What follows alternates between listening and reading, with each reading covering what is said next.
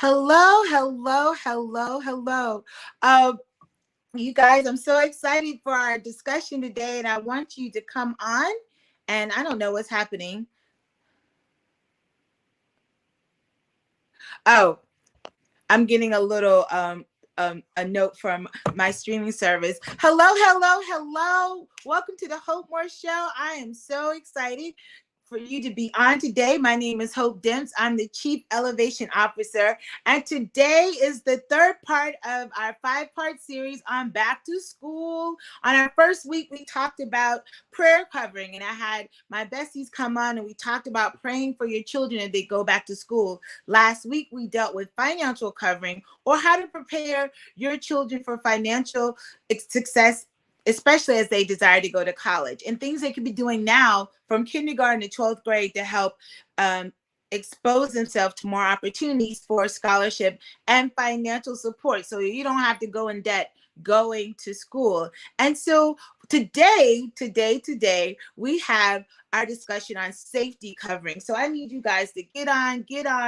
And I want you to go ahead and take your phone. I'm taking my phone now, and to share, and like. Share, and like to your Facebook page, or or to any other page that you're connected with. If you're connected to a group, just make sure you look at the rules, because I don't want anybody to get in trouble. So I need you to go share, because anyone who has a student, anyone who is a student, or anyone who cares about someone who's in school can really benefit. Not only will I be sharing, but we'll be hearing from people who are closer in hand of what's happening in the school system. I'm calling her my expert. Detective Daniel Cheney is here today. Cheney, she's also known as Deputy Choo Choo from the Perry Elementary, or the Taylor County school system in the elementary schools. She is a school resource officer. And we also have a student, Natalia Yarbrough, who's actually a college student now studying criminal justice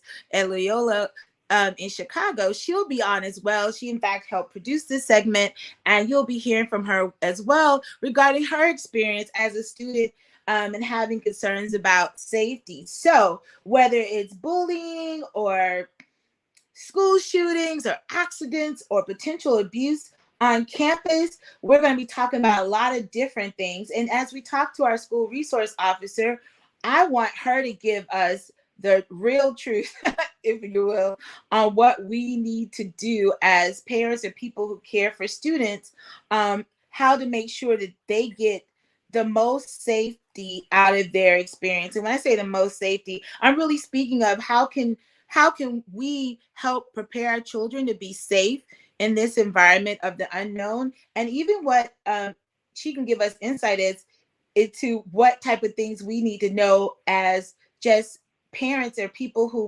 want to come on campus, or there's something that happens to your child, or there's something you're not happy with, how you should approach the school system, how you should approach the people who are basically helping your children to best approach them, so that you are more of an asset and not a harmful person, or someone who is allowing the energy to go towards their emotions. So I need you to go ahead, share, and like. If you are on Facebook, please like this page so you get the first notice when we come on live. And if you're on YouTube, the Hope More YouTube channel, please go ahead and hit the bell and subscribe, so you're also notified when we go live.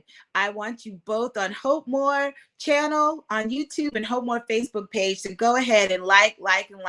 Hello to everyone who's coming on. I need you to go ahead and say hello. Tell us where you're watching from. We'd love to have you. There'll be questions that some of you may have that may go unanswered. Feel free to post those questions below, even if you're not watching live, even if you're watching the replay, because believe it or not, I'll still try to respond to some of your questions even after this show is over. And you can ask me the question directed to our student or school resource officer, or even Natalia. So I need you to go ahead, share. They are waiting. We are waiting at the bit. So please feel free to comment throughout our time as we are talking about safety covering. And I love the idea of safety covering, because as I was talking to our guests before the show, I graduated 30 years ago, and I'm having my 30th high school reunion this October. And the things that we were concerned about regarding safety and what the school resource officer was for and how you deal with concerns is like night and day from what the modern student has to deal with, the reality of the different safety issues that come up. Not that we didn't have bullying, but apparently either they didn't care about us or the bullying had a different type of effect on our sensitivity at the time. There was not this proclivity or profuse sense of harm for active shooters, even though I do know, I think it's like, what is it, 79? It could have been 69, was one of the first mass shootings, quote unquote, for a school that happened. And it was actually by the hand of a female. And I'm gonna have to look that up. Maybe our researcher, Natalia, knows that story. But we weren't really concerned about mass shootings. We were concerned about getting detention, maybe a little fight here and there.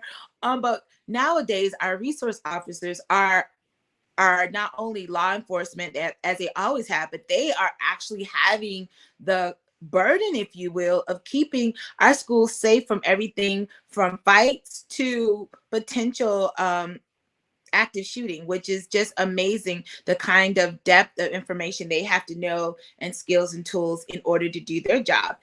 So without further ado, I'm going to bring on the producer, the co-producer of this segment, and a student.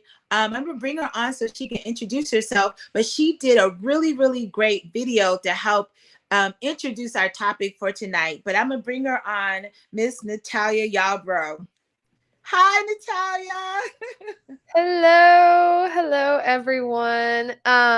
Like Hope introduced me as, I'm Natalia Yarbrough, and I'm an incoming sophomore at Loyola Chicago, and I'm studying criminal justice and criminology, and I'm also studying my minors of Spanish and business administration. And so I loved that Hope was willing to include me in this segment because, like she was saying, I think there's a huge discrepancy between the opinions on school safety when it comes to students, adults, parents, teachers. We all have different perceptions of what the current status is based on our own experience and our role in society, pretty much. And so I think when we're dealing with super emotional topics as extreme as instances of school shootings, that it's really important that people of all different demographics get together and give their honest opinion and perception of the current situation so we can really have a positive impact on our community. Well, thank you, Natalia, for coming up. So we're going to do this little, it's not little, we're going to do, it's brief though, guys, introduction video that Natalia wonderfully put together to sort of open up our discussion. And Natalia is going to share a little bit of her own personal experience, although she's a grown woman going to college, but not too distant from high school and elementary school. And even as a college student, she still is in a particular situation where she's in school and things happen in school that concern safety. And so we're going to do this to help open up the discussion. And then we'll bring on our expert for this evening, Deputy Tuning. So I'm really excited, and I'm going to bring it up right now. Thank you, Natalia. So I'm going to when I bring it up, then I will then bring you back. No. I'm so proficient in sharing stuff. I know you just are impressed. The State of School Safety Report detailed in 2020 that the leading school safety concerns were gun violence, physical health, and bullying or assault. Although this was the general consensus, the study reported a 30% gap between parents and administrators regarding the current status of safety precautions. In this video, we will be attempting to understand the true status of nationwide safety within schools through examining incidents involving gun violence, bullying or harassment, and assault. The first topic I will be covering are school shootings. Although school shootings have occurred sporadically as early as the late 1700s, one of the most infamous and widely covered shootings to date, the Columbine Shooting, marked a drastic social change regarding the definition of a safe school. The Columbine shooting in Colorado of 1999 marked the death of 12 students, one teacher, and 27 other injured students. The main motive for the shooting was widely believed to be a result of persistent bullying due to witness and physical reports.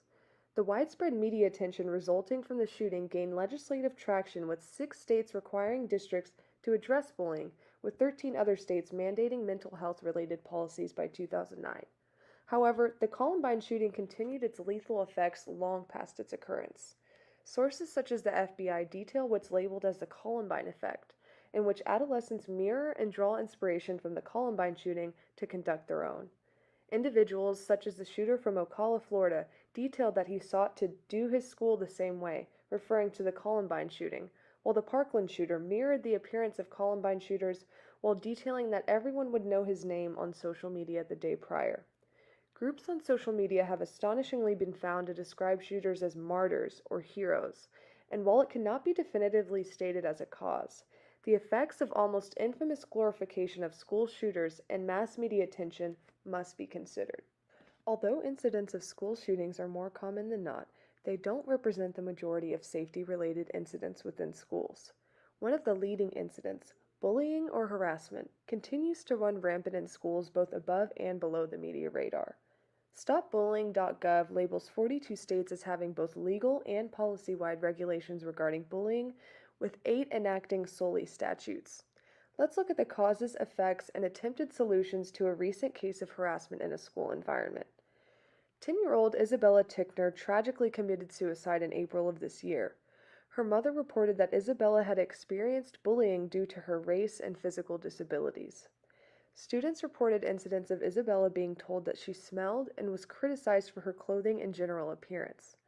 When investigated, the Davis School District had been reported to overlook bullying complaints due to a lack of evidence or solid reports made regarding specific instances. The situation became murky when the district wasn't able to clearly define their qualifications for bullying and subsequently the appropriate protocol. Isabella's situation clearly expresses the importance of clear, direct, and transparent communication between district administration and their schools to best support their students in instances of bullying. The current age of social media also begs the attention of schools towards cyberbullying, and although it may not be as clearly demonstrated on school grounds, signs of cyberbullying by peers often translate into physical life. In order to prevent both physical and cyberbullying, schools must create transparent environments where students are comfortable enough to share their experiences and concerns for their safety. Alongside a structured protocol to bullying, administrators must be able to identify the warning signs before it's too late. According to research conducted by the Civil Rights Data Collection, reports of sexual violence in K-12 schools rose from 9,600 in the 2015-2016 school year to over 15,000 in the subsequent school year. This nearly 50% increase in reports of sexual violence begs the question as to why. Sources such as the National Education Association link the spike to the emergence of the Me Too movement, which likely made individuals more comfortable to share their stories. Unlike university campuses who typically have established sexual assault training and mitigation protocols, K-12 administrators may be less experienced in cases of sexual assault due to the unfounded opinion that they are much less common to be considered. While Title IX is enacted nationwide, it is often overlooked in K-12 spaces, causing ignorance to be one of the leading obstacles in solving this issue. Sexual assault in a school setting may be more nuanced to the younger students who aren't well educated on statutes such as Title IX. The effects of this are clearly exemplified in a sexual assault case involving a high school teacher named Miss Johnson in Tampa, Florida. Miss Johnson was eventually reported to make sexually inappropriate comments and gestures towards her students. Giving details about her sex life, inappropriately commenting on the physical state of herself and her students, and even getting physically suggestive with students all accumulated over several years while students were either unaware of the seriousness of these actions or too afraid to speak out on them. When students eventually made reports of several incidents, they weren't met with the seriousness that was expected or required. It took months for Johnson to be put on leave so that a proper investigation could take place, and even longer for her to be removed from her position. The importance of this story revolves around not only inadequacy of district schools to conduct fair and appropriate investigations to claims, but also the importance of educating students of proper behavior in the classroom. It is very possible that many students, although uncomfortable with these actions, were simply unaware that they were forms of sexual assault.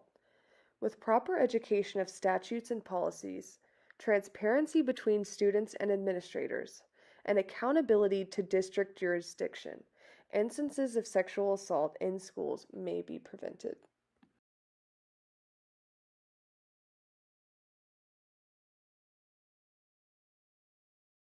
Wonderful, wonderful, wonderful. So, thank you so much. You did such an excellent job on that video. And in your research, I know I thought it was very critical, and it was really cool to see when it came to safety, often, let me just say, often I think of, oh, shootings, because that's often the most spectacular one that people are concerned with. But when it comes to safety issues, actually, that's not the most prominent issue at most schools. We just know that when it happens, it's terrible. It often costs a lot of lives and it gets a lot of media attention. But the issue of students' health, as well as bullying and cyberbullying and assault and abuse, are more common than mass shootings. And I was like, that's a good reminder, because sometimes when you get on the news, it looks like everyone's about to get shot up.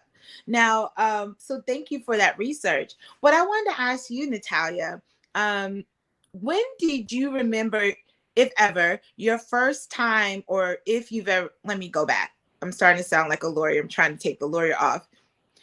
Share with me one of your first memories of ever being concerned about safety as a student in school, and tell me why. What happened that caused the concern?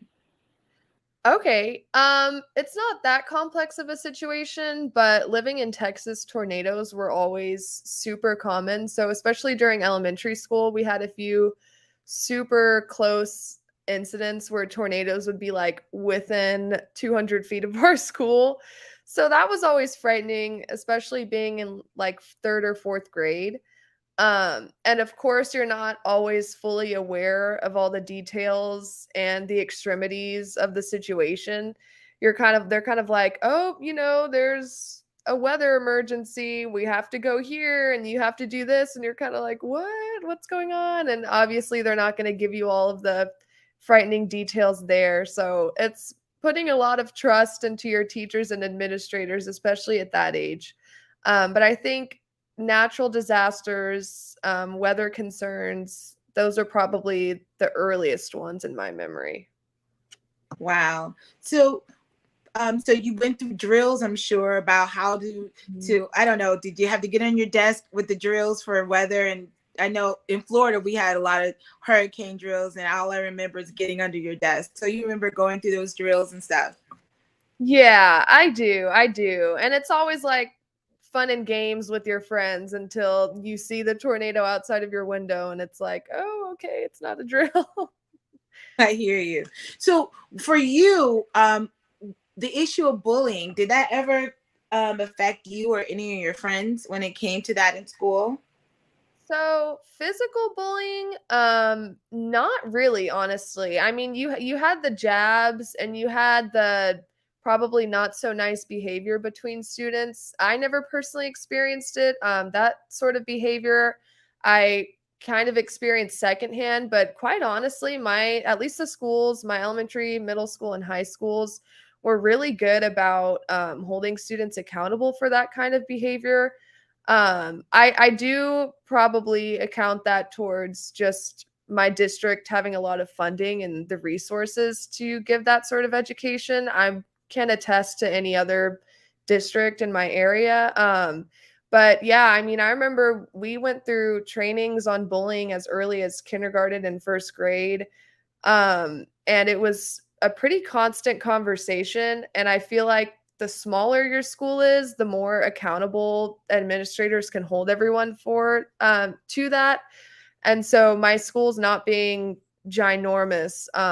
It was always pretty obvious whether or not it was a big problem. And as far as my knowledge concerns, I never noticed anything overwhelming. So that was a very fortunate experience for me.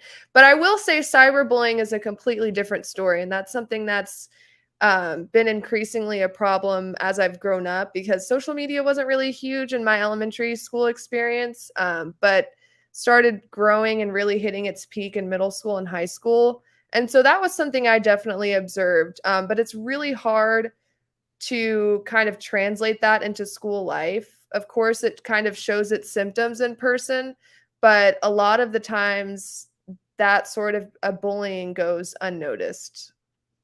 Now, what's interesting, and for those who would not know, Natalia's she's going through an intensive intern with me and Demps Law this summer. So she's working from everything to helping produce some of the legal issues behind the shows that I'm doing for the next 2 weeks, as well as like she attended law class with me today, and she's working on an estate planning project. So she's working a lot of things. So, in having you share with me before the show about your own experience, I was very surprised in your discussion of mass shootings and firearms. And although we're not going to get into any type of partisan politics, but just I was really surprised, particularly because unlike myself, you have lived in a world where AR-15s being used at school, producing many deaths, has been like a real reality. And you had noted both that you think in order to address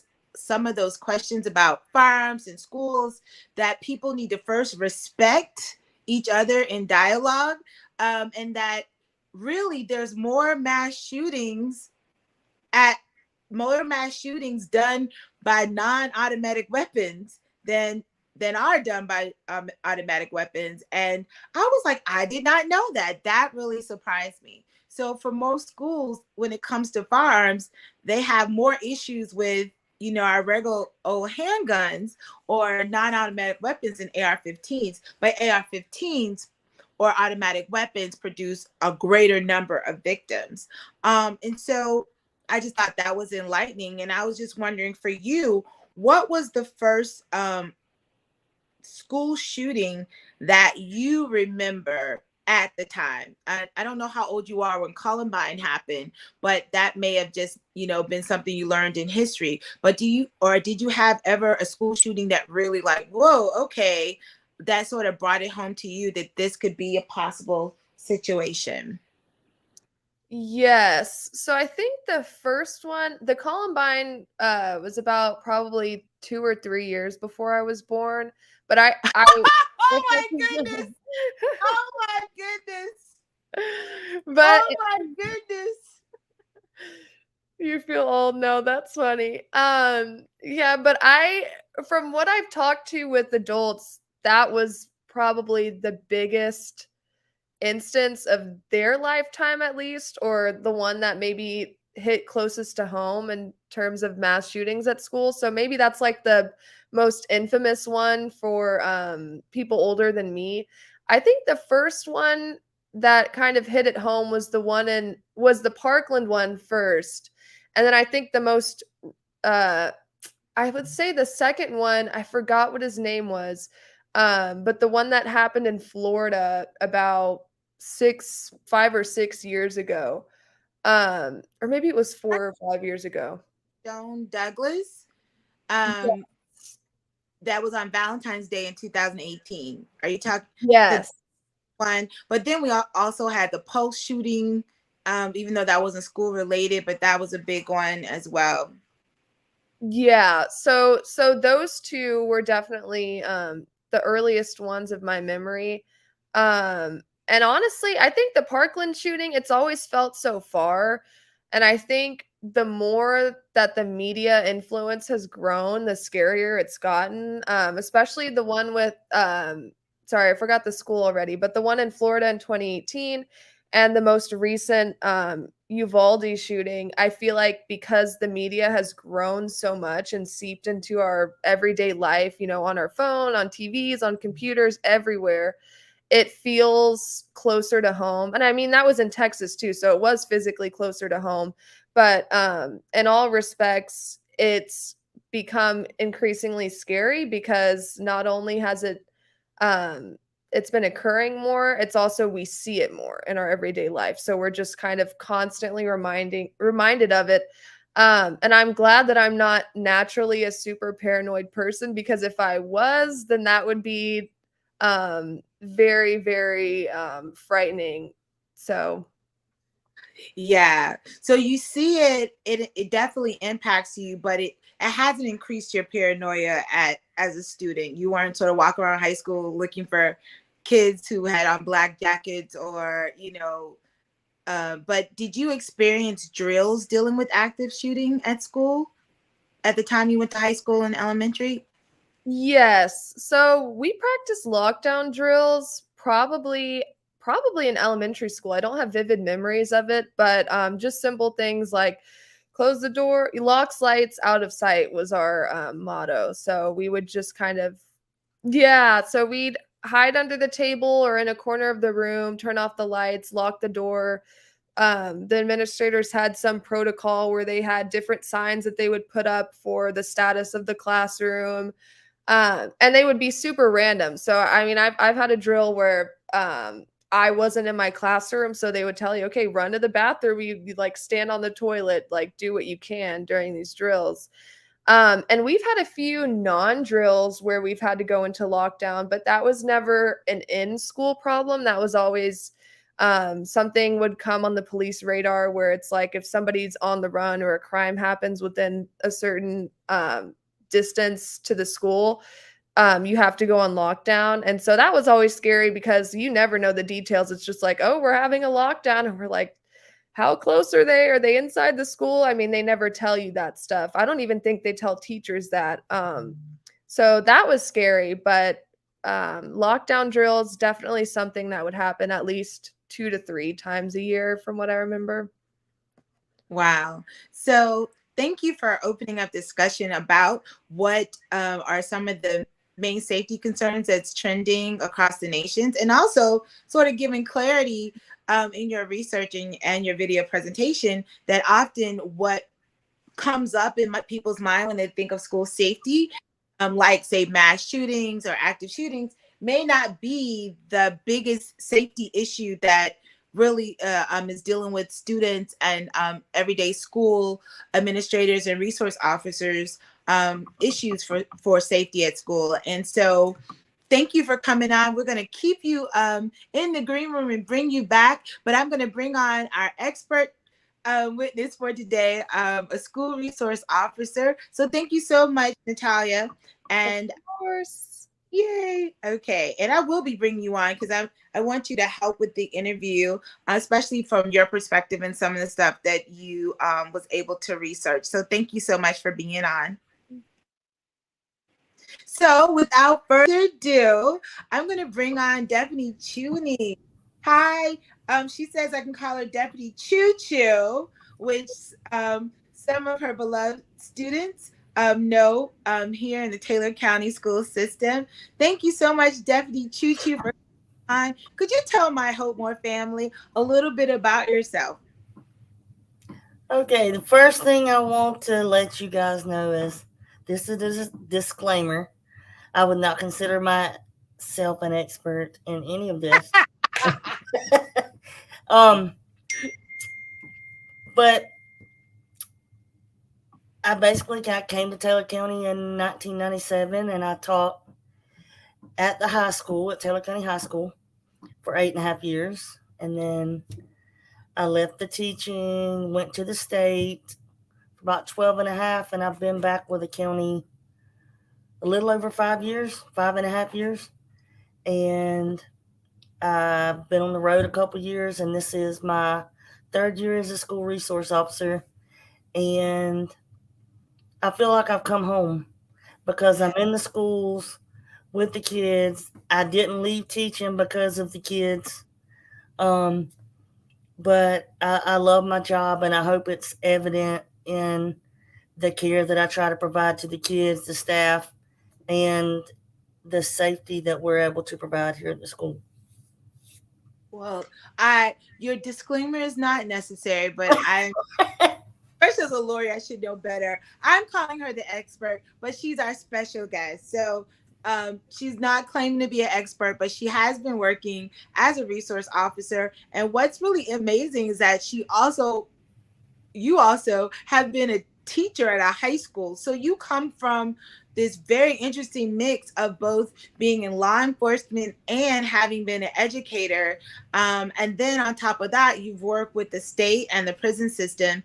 And there was something you shared that compelled you to come back to the school system in this form as a resource officer from your experience now, from your experience of both being an educator and also from working in the prison. Would you mind sharing that, what you had shared with me that compelled you to come back to the school system?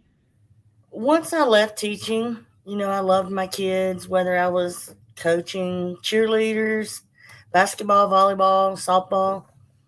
Um, when you're behind that fence and you see some of your students, which I always thought of the kids as my kids, not my students, that will make you stop and really think and say to yourself, was there something I missed with this kid? Was there something else I could have said to him? Was there something else? Was there something I could have helped him work through that would have helped him and kept him from ending up in this position? Yeah. I saw several students, kids that I had taught at Taylor County High School, and that, it hurt my heart. I really wanted to come from behind the fence and be on the front lines and see if there's some changes I could make in someone's life to keep them from going that route. And what better way to start than with the younger kids? And the neatest part to me in being back and being in the school are most of my kids, I taught their parents at the high school level, or I coached them, whether it was their parents or whether it was their aunt or uncle. And that gives me a special bond with them. Yeah. Um, so, and I cared about their mom and dad. So, of course, I care about the kids. I think that is so special. In Taylor County, here in Florida, for my friends that are outside of the state, we are blessed to have you. Thank you so much for appearing. Great shout out to Pamela Brasby, who is not feeling well right now, but she gave me you, and I'm just so glad she did. What people don't know is Deputy Choo Choo and I, well, maybe she don't want to tell it, but we graduated the same year in high school, but she's within the near county. So I know she looks so much younger than me, but yeah, we both have realized how different school is now. Mm-hmm. And so awesome that you see what you're doing as a way to prevent those same kids whose parents you taught, not fall through the cracks in any way that you can help by sort of like looking to help them avoid that as a school resource officer. And I just think that is really, really commendable. And I know you had an opportunity to hear our prior discussion with a student, Natalia Yarbrough. And I do have questions like what made you become a resource officer and things like that you've shared. But I was just looking at the time, and so I'll probably interplay some of the questions that I sent you with just some response, some questions about your response to the idea of some of the safety concerns that was mentioned in the video regarding, I would say, bullying, abuse on campus. Just in totality, what would you say are like maybe the top 3 safety issues that you have experienced as, and I'm not asking for personal case studies, but that you feel is 3 top safety issues for school resource officers to deal with when it comes to their duties at school to keep the campus protected? Um, when it comes to on campus, and we try to keep and I'll be honest with you, last year, as far as security, our campus is secure with the fencing and that every day. And this is the thing that makes it the neatest is you really need to know your kids. And Natalia pointed it out to you. She was in a small school. You came from a small school, so did I. And I believe that gives us an advantage when it comes to all things safety because Okay. we do see most of our students as individuals. When you see little Johnny, instead of running down the sidewalk, you see him maybe shuffling his feet or not looking you in the eye. There are signs you can see just by knowing your kids. Um, Wow. their appearance. Another thing that we really try to hit hard on is the social media. Really? And even though I'm in grades 3 through 5, I would say our number one trouble mark or place last year was social media. Um, With third graders and fifth graders? Really? not necessarily my younger kids, Yeah. but the older kids. We did, and we're hitting hard on it this year about if you have your phone at school, leave it in your backpack. Really? And it wasn't so much that it happened on campus, Yeah. it happened off campus, but then that comes back to campus And when you say, because those kids are in a Snapchat group yeah, with someone. Um, so, really, that was maybe the biggest trouble spot last year. Of course, it wasn't overwhelming, but we did see the signs of it, you know, becoming more common throughout the year. wow. Wow, wow. I wanted to give you, Susan Jessica is giving you a shout out. Yes, she is awesome. Deputy Choo Choo is awesome. She not only sounds awesome, but she is. Thank you, Susan, for that. And I see Zaret. Okay, thank you, Dr. Zaret. Okay, how are you doing? Thank you all. So please feel free, all our watchers, even if you're not watching live, but you're watching on a replay, feel free to comment below, give shout outs, give questions, but just be a part of the conversation. So the benefit of being in a smaller school, smaller town environment is that number one, you get to sort of like identify kids who may be feeling isolated. You get to know them enough to know if they're Mhm. having some type of off behavior issues. Number two, social media um, is definitely, I guess, safety as it relates to like off campus behavior affecting kids' behavior in Also, school. What and it doesn't even, I guess, have to be bullying. It could just be distracting. distracting, and then it leads to distractions in class. You brought it, from off campus, it's coming into on campus because it's disrupting the class. It might disrupt your special area. You might Right. not be in class with the people, but when you're in special area, there's a broad number of classes and people that you're with. Um, so that was the biggest thing issue for us last year.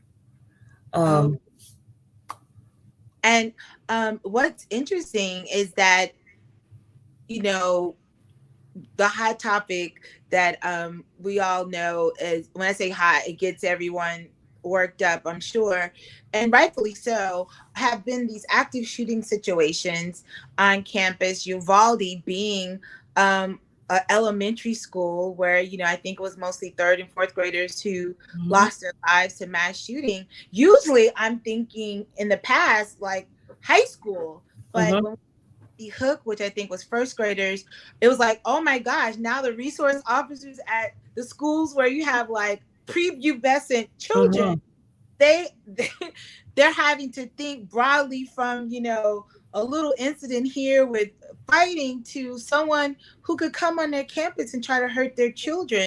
And I was just wondering, as it related to um I don't know, I don't know what to ask, if what type of words of wisdom or advice you would have to parents who like, okay, how do I best help equip my child or son and daughter to deal with the fact that this has happened in the nation, and if it happens at school, if say for a sensitive child who's seen about watched the Uvalde situation and they're afraid to go to school, are there any points of wisdom that you would love to share with parents as to how to sort of like not just calm your student, but to reiterate the things that they can do, or the things that, you know, the people they should reach out to if they have questions or concerns?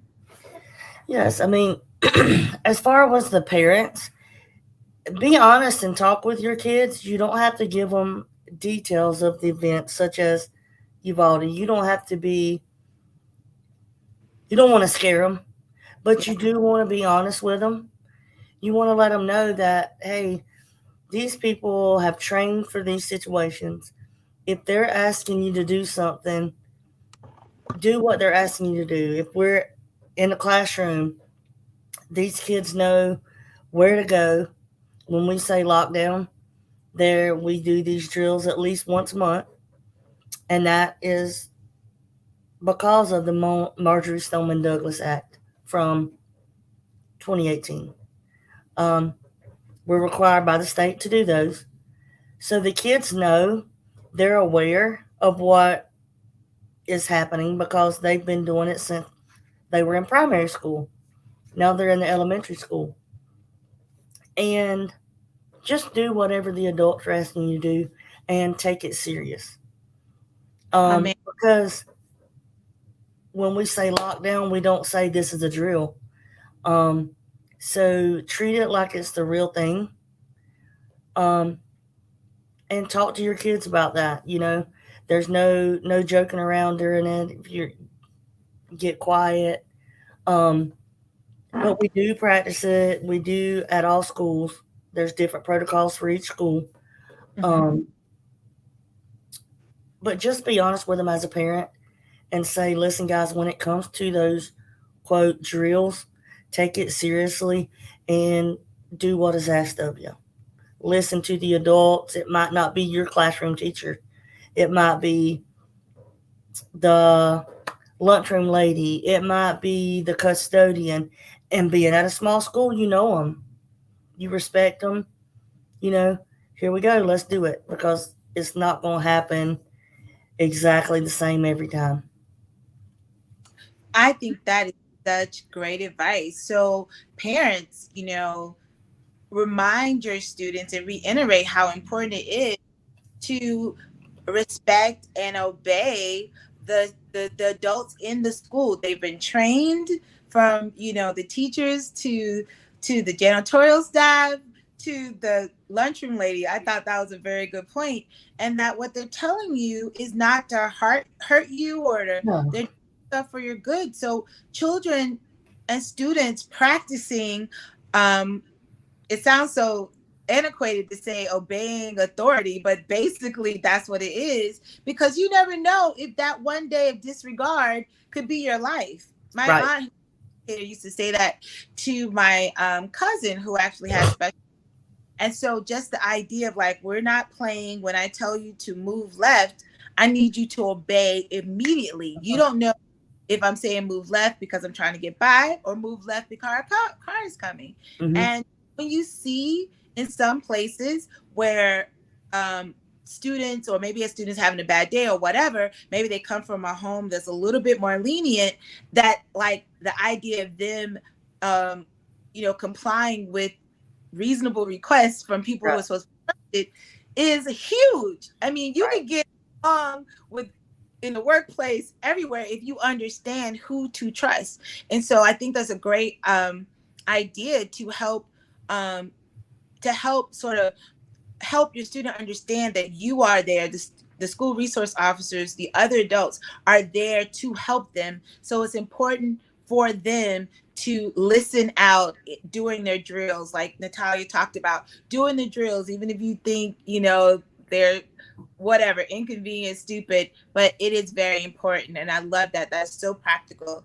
And speaking of Natalia, I'm going to bring her on, as well as have her ask you a few questions. Natalia, join in with us. This is a discussion between the all of us. And we have some questions from our audience. But before I do that, um, Ariel, I wonder who Ariel is. Says, thank you for helping to keep our TCES campus safe for our children. Choo choo. Yes, that's Deputy Choo Choo, sweetheart, right there. Thank you so much for watching and sharing. Um, one question that's come up, and I'll do the second question last, or the first question last. So, how are students with special needs addressed in terms of isolation? Zaret, that's a very good question. I don't know if you have any, well, I know you have students with special needs at your school. I don't know to the degree or this ability that they have, but when it comes to, kids who may find themselves in a wheelchair or not being able to see or just different special needs that may often feel or be isolated, are there ways that you have learned to interact to be able to even gauge those students, how they're doing in the atmosphere? We do, and we take special. I don't want to say precautions. There are kids that are sensitive to sound, so we try to let them know they have their headphones because they take them with them to the cafeteria. The sound, um, if it's a drill, fire drill, that loud noise, we try to let them know. But at the same time, I see those kids every day, every morning. I try to go in the cafeteria with them and sit down, so they know me and can see me. Hi, good morning. How are you? Yeah. And then they see the difference if I'm there and say we need to go right now. They would understand the difference between, oh, she's not here to say good morning. She's here to tell me let's do this to to keep us safe. But our teachers really work with those kids. They're in smaller classroom environments, and the majority of them can understand to a certain extent when something is going on.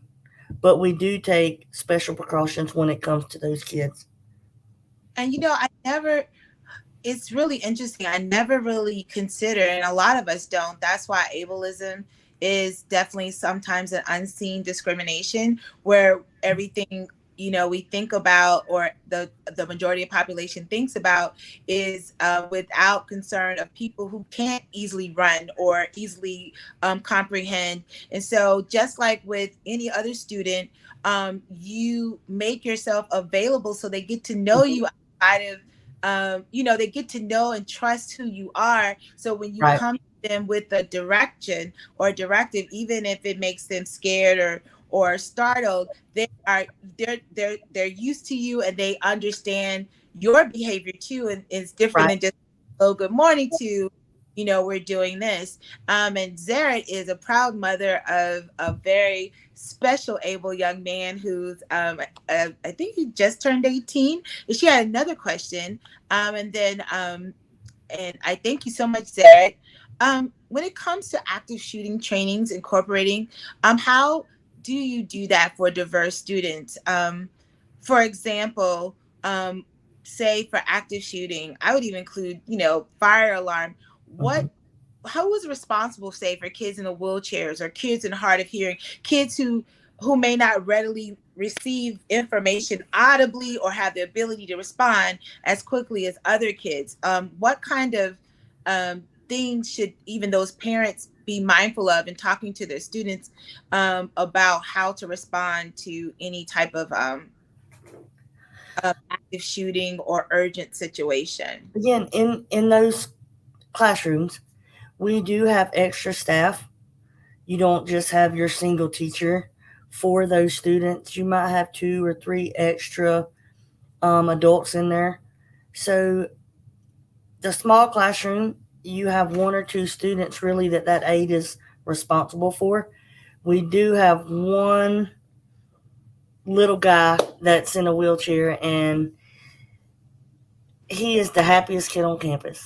The various any campuses, he's gonna be smiling, but he knows, and we do take not just responsibility, but we take care in getting him out as to where he needs to go in these situations. Um, and the other kids in those classrooms that understand to a certain extent what's going on, you have those that have those special needs, but then you have these that are a mother. So they're going to help take care of the younger kids. And it's not just something that we do when we have in our school-wide drill. I can go in a classroom, their classroom. If I'm not in my office, you might find me down there most of the time, hanging out with those kids. And we can run just small drills in their classrooms to say, listen, let's think about this situation, and this is how we would handle this. Fire drill, we do have a couple of students who are totally deaf. Um, but they're the staff. We know the sign language for her to understand because she won't hear the alarm. She can't hear, us telling her, let's go, let's go, let's go. But we have to incorporate that into our daily activities to remind them. I love that. And thank you, Zeri, so much for your questions. Some of them I know, as our deputy said, she's like, I'm not the expert, but I imagine because they participate in drills just like the other students, that where there's possibly some type of deficit, because the truth of it is, even if there's 2 or 3 to 1, depending on the emergency, that may not be enough hands on for a particular child at a particular time. But I can see that, as for parents, those are good questions to ask and walk through themselves, because the truth of it is, the school is often, I mean, you're doing the best that you can, but I do think parents should feel empowered, not in any accusatory sense, but to like, okay, let me go see where the classrooms are compared to the exit doors, and how many people are here for each kid, and what will happen in a drill. What are things that I could even provide in telling my student, depending on their special need, as well as, just for the student to feel comfortable, just like we were telling the 3rd or 5th grader, like, you need to listen to the adults and trust them, that parents with special needs who would have to routinely think over and above, unfortunately, than Right. other comes to those safety things, that like partner, know your resource officer, know all the is it called what do they call, I want to say paramours, all the assistants, so those are really good questions. And you getting some shout outs here. Robert Rickerson says, you go, sis. I think he's talking about you, Deputy Choo Choo, but I'll take it too. Thank you so much. That's And one of my sergeants in school resource. oh, wonderful. He just may be the expert. He's coming on next. Way to go, Deputy Chew. Yes, way to go. We need you. Thank you, Zara. Paraprofessionals. And, at the end of the day, we thank God for for school resource officers. Thank you for caring, because you can imagine, I believe that all parents, if they hear there's something going down, regardless of what it is, they all want the school to move heaven and earth for their child. So I do hear, even from what, as you get to know the students, that also is there benefits to getting to know certain parents, so that if in the case of emergency or issue going on with their child, it could be a fight, then maybe your first interaction with them is not to like tell them their child is, I don't even know if that's your job. That may be the principal or something. Well, we work hand in hand with our deans, and that would be handled by the school. But we also like to know those things that are going on. And that gives us opportunity to talk to the kid at that time and try to turn a negative into a positive and make something positive out of it. Listen, this is what happened in this time at this moment. How could we think about things differently to have a different outcome next time? Is there a better way for us to solve this problem so that it doesn't come down to putting hands on one another? Amen. So I'm going to let my producer slash research assistant slash intern also get a chance to ask you some questions. So parents, don't let Zara be by herself. Feel free to ask some questions of either Natalia, who's done quite a bit of research on some of the legal. I'm always thinking legal. The trends of school safety issues in the nation, and then we have our very own Taylor County School System school resource officer. But yeah, so Natalia, I'm gonna actually just step away for a second. If you would ask our next question. And again, thank you so much for commenting.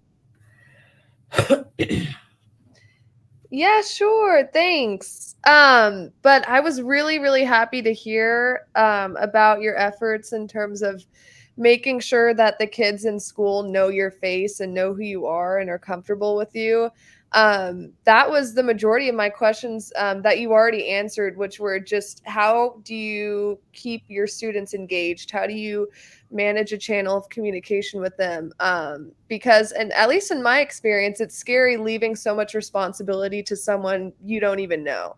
And so when you're like, well, oh, deputy whoever has our back, they know what they're doing, it's such a comfort. And so I do think that's also just one of the natural benefits of having a smaller school too.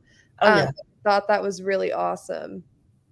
it is, and it makes it easier to engage with them each day because you know your students. Um, by the time they've been here, third grade, fourth grade, going into fifth grade, you can see them coming across the campus, and you see their mannerisms and how they're walking. Um, and they're answering those questions. I had a little guy come in today and he said, "Hey, I just wanted to let you know my morning started off pretty rough, but I've gotten it back together." Um, and I love for them to come by my office. Most of them ask me, "Do I have a lollipop or some candy?" But 95% of them are coming just to give me a little side hug and say good morning. I want them to know you come anytime. It doesn't matter whether it's a police matter, whether it's something to do with law. Just come talk to me about, anything. We have no idea what goes on away from this school.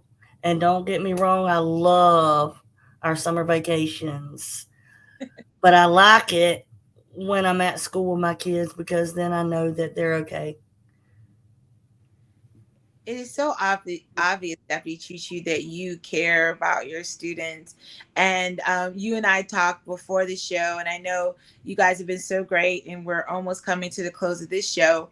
But I couldn't help but just note that, often mass shooting sticks out as one of the most scary school safety trends that are going out. But we also have of the the the unfortunate growing situation, or at least it's being made more public, of potential assault of students in school, whether by students um, or teachers, and just a number of things like that. And I was just wondering, because especially because it seems like you definitely have a relationship with your students who want to have a relationship. What types of things generally are you called upon to address? Because I know every issue of safety, you're going to be somewhat a part of it, if only, a support. But what type of, when I hear school resource officer, how are you mostly engaged? What are you most called upon to do, like on a day-to-day basis? I'm around checking. I'm going to check and make sure our school gates, our parking lot. I'm going to be there for the safety part of it. And then cameras, we have cameras everywhere. I'm going to watch the cameras. We have people looking for those. Um, and it might be the kids have talked to the mental health staff. In the past couple of years, there has been so many more mental health staff in our schools. On an average, maybe in a week, I might see 4 different mental health counselors on a day. So they're in seeing their students. And that again is a result of the Marjorie Stoneman Douglas Act directly from Parkland. They're here, they're in our schools, they're on campus. We also have a mobile response team Okay. um, that we can go on our laptops. Let's just say it's after school, but somebody responds, they can use the mobile. We work with in our area. It might be Appalachia. We have a cat team which responds to the school. Um, we have people coming in from Tallahassee. Really, those kind of things take up more of my time. Yeah. Um, Something happened at home. Something happened with their family over the weekend. And us being mandatory reporters, whether it be the mental health counselors, whether it be the teachers, and our teachers are wonderful. We have to report assaults. We have to report, and that goes to DCF. So here's another agency that Right. comes in and works well together. And at the end of the day, it's everybody working together for the good and what's best for our student. Well, definitely Choo Choo, as the kids call you. I just thank you so much on behalf of, behalf of Taylor County community. Even though I don't have I don't have a child, but my God, I have my niece Addison is in middle school now, but she just left you. Oh, Um, that's awesome, Addie. Awesome, Addie. And her and brother, Super Sage. and Carter Dempson, Sage, Oh, yeah. like the it matters to me. I'm a part of the Boys and Girls Club community here. I used to be on the executive board. It matters to me the safety of our kids, and it matters to me that these people who have been given charge of our kids feel supported. In this day and age where people say things like defund the police, I'm like, no, no, no, we need this. So even a little shout out, and she did not ask me to do this, and I hope she doesn't get in trouble. On our front pages today, they were talking about financing for resource officers. And I was like, wow, we don't need to cut their budget. We need to make sure the money is there. And we don't want to be left without the kind of support that can help our children, whether it's bullying or getting over or having someone to go to share abuse, whether it's dealing with another potential pandemic issue. The school resource officer is our front line. And so you didn't ask me to do this either. So this, the disclaimer is that she is substitute for Pamela, and I don't know how much Pam told you about me, but I'm a minister, I'm a lawyer, I'm a producer. And one thing that I encourage, as people often like, prayer for the teacher and the prayer for the student. What about the prayer for the resource officers and the law enforcement? We're Prayer all for that. work in the lunchroom, pray for administrators. We need, you're gonna get you get supplies for the teacher, you get Christmas gifts for, the parapro. Okay, what about, hey, let's send some donuts over to the school resource officer? No, because we don't want that the only time you get attention, right, is if there's some calamity that happens. Even with the Parkland situation, although I have very strong opinions as to whatever school resource officer has been identified as having not engaged the shooter, and I think he's probably more in trouble because he didn't tell the truth about it than Mhm. not engaging. And I understood he was only a short time away from retirement. And I was telling people, like, I'm not saying that he acted correctly, but come on. Right. Like, there there's a there is an automatic weapon going on. You've served your time. You're about to retire. I don't know that when he first started working there, did he think he would be engaged in that point. And I just say that to say that you all put your life on the line every day, just like any other law enforcement. And we thank you. We need you. And so we need parents to partner with you and students to partner with the safety measures of what you do, is what the administration does at their school, to make sure that, hey, whether it's a drill or real in time, whether you're having a bad day and want to like act up and talk back against an adult who's there, like all those things you need to like be mindful of, because these people are here for your protection. And I know we don't have all the answers, but thank you so much, both Natalia and Deputy Choo Choo, for your insight on ways that we can help our students consider safety in this school year.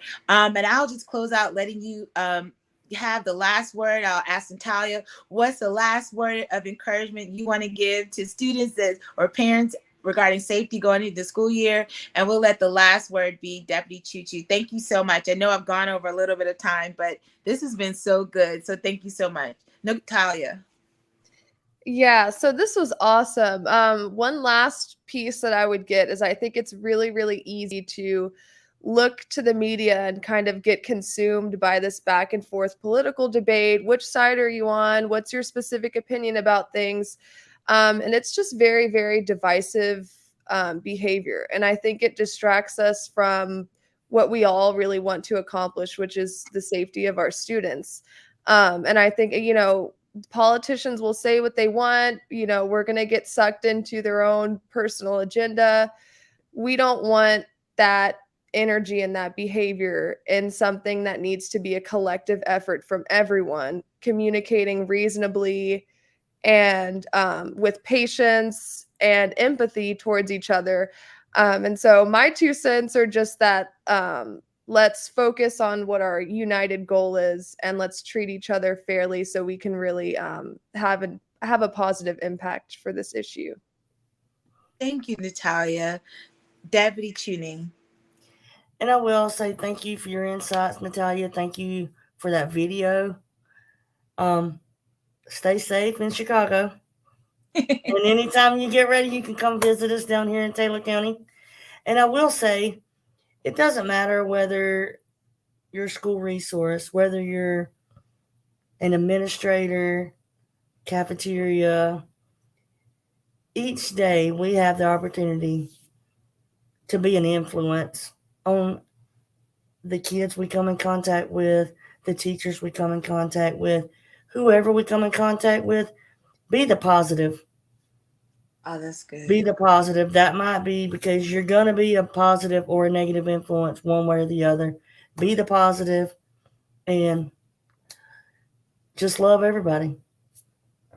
Love everybody. Be the positive. Be civil. Talk together. Thank you for having me. And I can tell you from our group, the resource deputies for Taylor County, we love our kids. And that's what our main thing is. We're going to love on your kids and we're going to take care of them. That is so wonderful. A shout out to Officer Pamela Brasby, who connected me to Deputy Choo Choo. Get well soon. Thank you so much. Thank you, parents. And again, share this video, comment below, even if you're watching it on the replay. Thank you so much for being with us. This is Hope More. And just remember, all you need is a little bit of hope to expect more out of life. Happy back to school, 3rd week. Be with us next week where we're going to talk about legal covering, particularly for adult students in college, that things that parents should know. Love you so much, and there's nothing you can do about it. Bye-bye. Bye-bye.